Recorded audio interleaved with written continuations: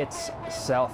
Well, now Jose Mourinho has been looking on. He's with Kate Partridge in Manchester. Let's get the thoughts of Manchester United boss Jose Mourinho.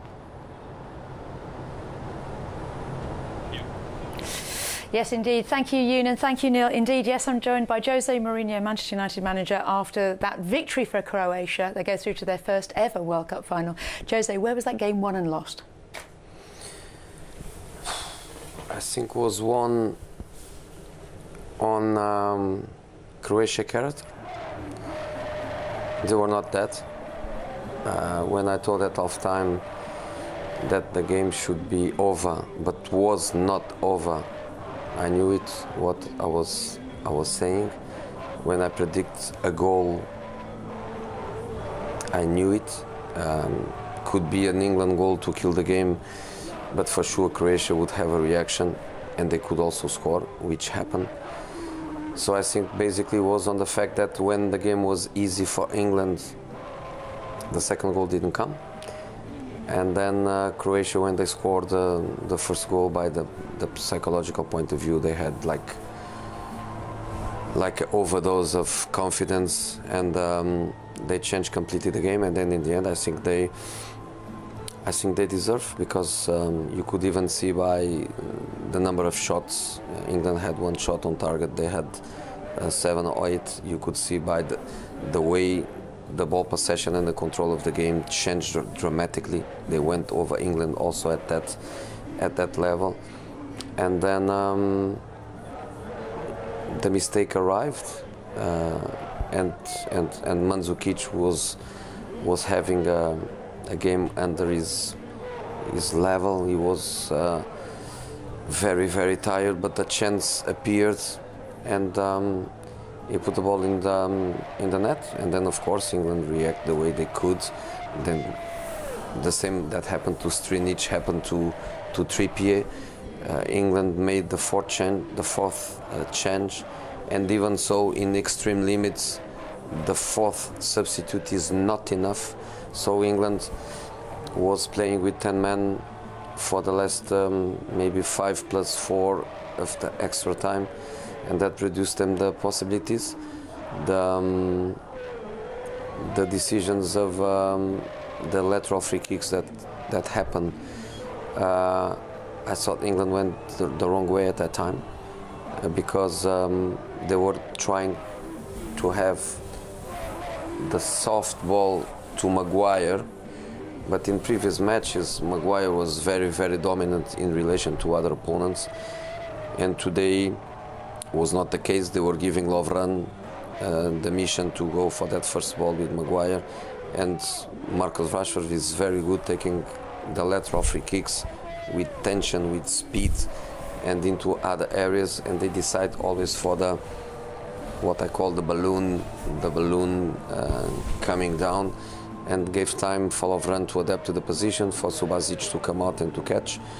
So in the end they were also dominant by the mental point of view. So I think they deserve over under 20 minutes. They deserve. I think it's an incredible achievement for a country where the league is a minor league, where the majority, not just the majority, I think almost 100% of the players, they don't play in Croatia. So they are people like myself, working abroad. And when you work abroad, I think you feel your country even in a different way. So for them to go back to their countries and to take a country like Croatia to a World Cup final is something amazing. England, of course, they have a reason to cry, but they have also a reason to be optimistic. The team improved a lot in relation to previous appearances, and the squad is young. The majority of the players, they can play the next World Cup. I would say probably Ashley Young, Vardy, they will be on 34, 35, 36 years old, no, but the others, they will be in the next World Cup with more experience at the club level. Gary Southgate, Steve Holland, if I was the FA, if I was in charge, no doubt that I would keep them in the job and I would give them the chance to take the team to the next Euros, eventually to the next World Cup. So England has a reason to cry because it was so close to do it. But I think they have also a reason to be optimistic. And the players and the squad and everybody involved in the World Cup for England, they have a reason to come back home with the pride that they gave everything, and they made the country not fully happy, but they made the country proud. Indeed. Let's look at just some of the key incidents. We'll be able to see some of them coming up on the monitor there. I mean, particularly the goal itself. I mean, I think that England's kind of struggled along that left-hand side. We'd already said that that's where Croatia would effectively, they're the target. Mandzukic, it seemed like the defence switched off, and Mandzukic gets that crunch goal. You know, but Perisic is the kind of winger that is different than the others. Because normally you look at wingers and they are just fast and creative, but he's also physical, very physical, fantastic in the air. So the way he wins that ball in the air and he puts the ball into that space is only possible if you are very, very physical and you are dominant over defenders. So he was amazing by going there and winning that ball in the air. And then, let's say, fatigue, and sometimes fatigue is not just about what you used to call the fatigue caused in your muscle because of lactate. Sometimes it's more central fatigue. Your way of thinking, your way of looking at things, of understanding things. Stones was slow. Was slow to read it, was slow to react.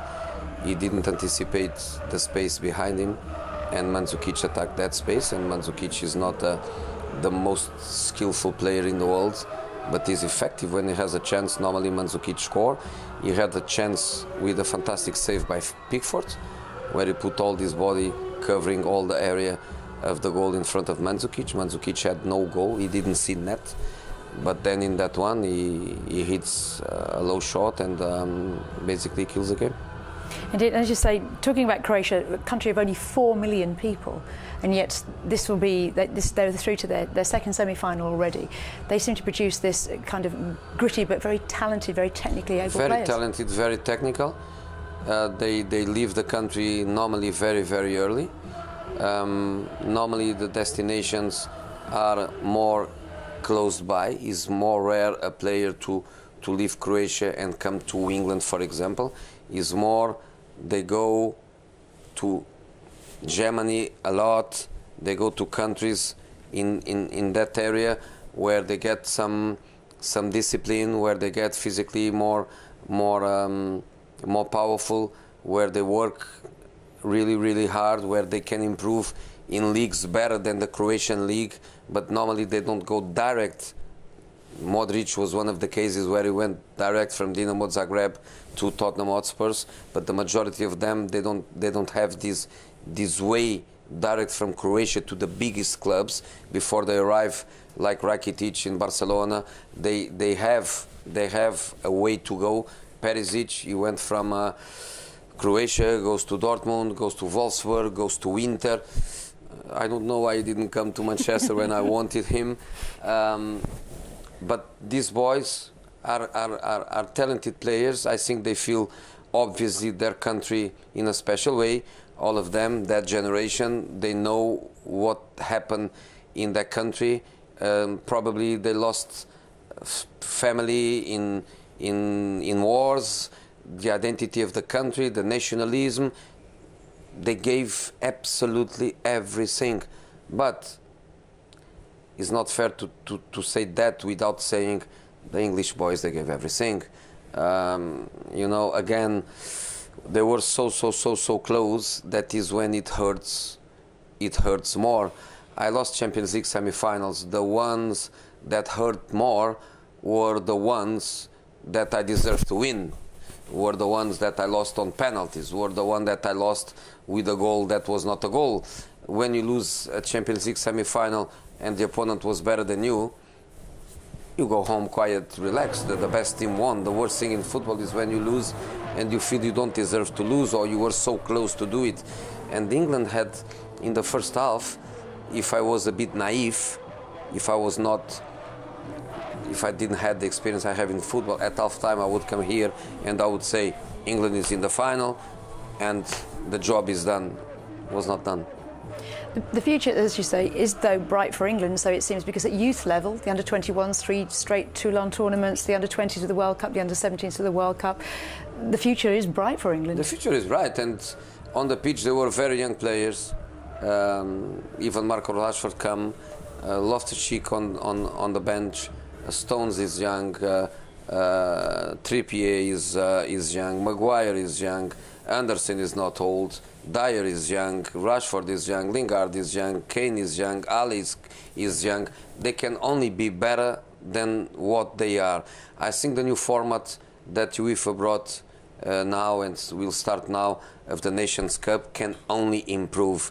They don't improve playing against teams that they win 6, 7, 8-0. And you had the proof against Panama and against Tunisia. It looks like they were phenomenal. They were not phenomenal. They have to be phenomenal playing against the best teams. And if I'm not wrong, England's first match for that Nations Cup is against Spain.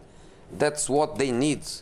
That's what they need. And in the clubs, they have the best domestic competition, the Premier League. The majority of them, they play also in the Champions League. England can only improve. Gary did a fantastic job.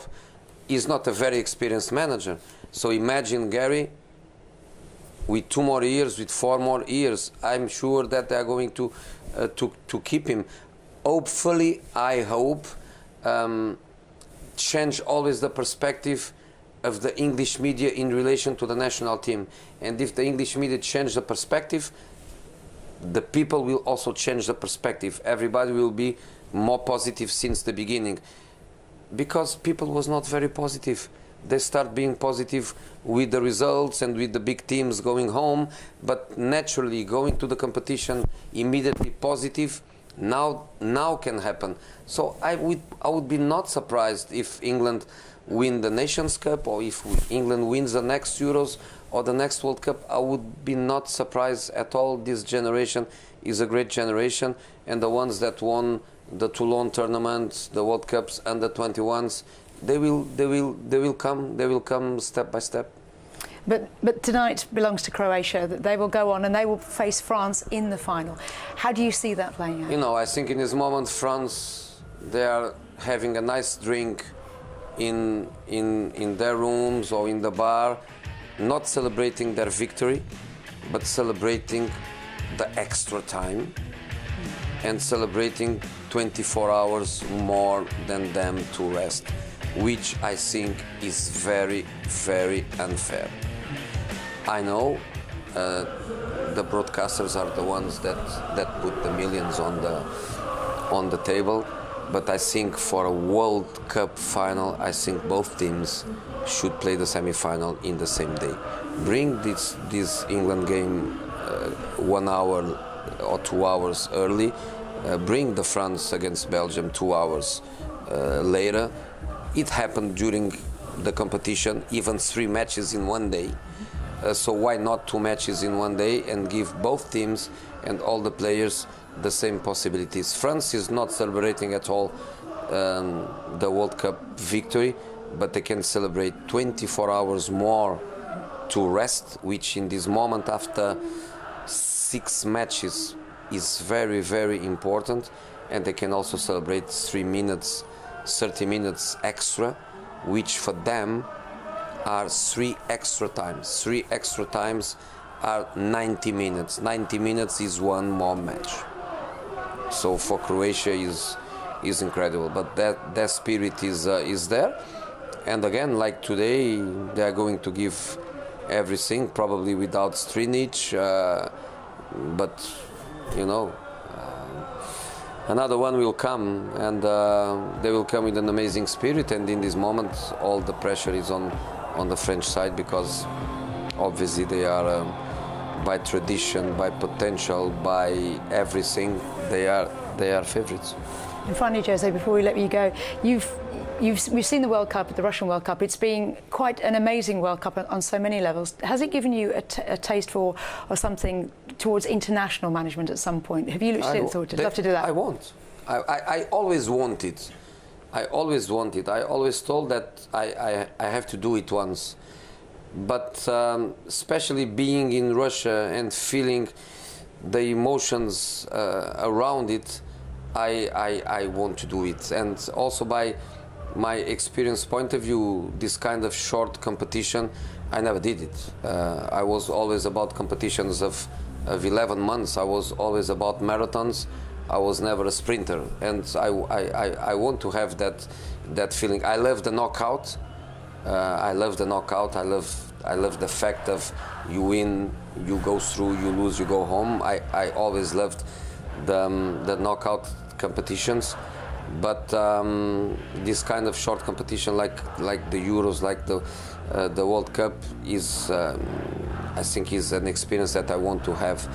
To play one match per month during 2 years is not for me, at least now. But one day will be, because I really want to do a World Cup. And would you like to do it with any particular team? You know, by the hard point of view, of course, you'd like to do it with your own country.